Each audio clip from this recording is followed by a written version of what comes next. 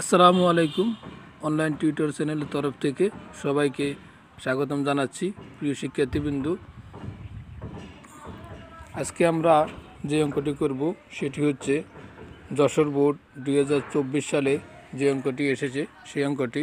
তো চলুন সর্বপ্রথম আমরা উদ্দীপকটি এক নজরে পড়ে নিই। কোনো স্কুলের একটি শ্রেণীর বার্ষিক পরীক্ষায় গণিতে প্রাপ্ত নম্বরের গণসংখ্যা নির্বাচন সারণী নিম্নরূপ। শ্রেণীব্যাপ্তি 41 থেকে 50-এর মধ্যে শিক্ষার্থীর সংখ্যা 4, 51 থেকে 60-এর মধ্যে শিক্ষার্থীর সংখ্যা 10, 61 থেকে 70-এর মধ্যে শিক্ষার্থীর সংখ্যা 15, 71 থেকে 80-এর মধ্যে শিক্ষার্থীর সংখ্যা 12, 81 থেকে 90-এর ভিতরে শিক্ষার্থীর সংখ্যা 6, 91 থেকে 100-এর ভিতরে শিক্ষার্থীর সংখ্যা 3। এই উদ্দীপকের সাহায্যে প্রচুরক শ্রেণীর পূর্ববর্তী শ্রেণীর মধ্যমান নির্ণয় করতে হবে, প্রদত্ত উপাত্তের মধ্যক নির্ণয় করতে হবে এবং বর্ণনা সহ প্রদত্ত উপাত্তের গণসংখ্যা বহুভুজ আঁকতে হবে। তো চলুন শুরু করা যাক। সর্বপ্রথম হচ্ছে প্রচুরক শ্রেণীর পূর্ববর্তী শ্রেণীর মধ্যমান নির্ণয় করতে হবে। তো প্রচুরক শ্রেণী কোনটি? ডিয়ার ভিউয়ার, আমরা যদি একটু লক্ষ্য করি, প্রচুরক বলতে এখানে কোনটি বোঝায়? এখানে 4, প্রচুরক মানে সবচেয়ে বেশি। এখানে 10, এখানে 15, এখানে 12, এখানে 6, এখানে 3। তাহলে এখানে সবচাইতে বেশি কোন গড়ে রয়েছে?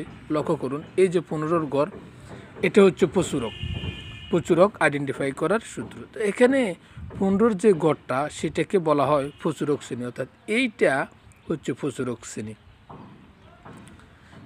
তাহলে প্রচুরক শ্রেণী 15, লক্ষ্য করুন, প্রদত্ত সারণীতে সর্বাধিক গণসংখ্যা 15 আছে 61 থেকে 70 শ্রেণীতে।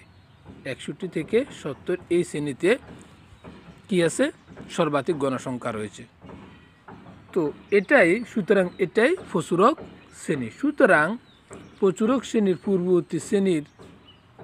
পূর্ববর্তী শ্রেণী হচ্ছে 51 থেকে 60, এই শ্রেণীটা।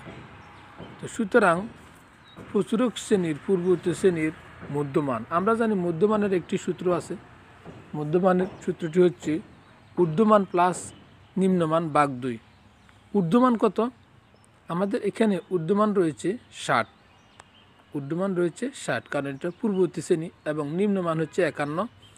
এই দুটি শ্রেণীকে যোগ করে আমরা পাবো 111, এবং এটিকে 2 দ্বারা ভাগ করলে যেটি দাঁড়াবে 55.5।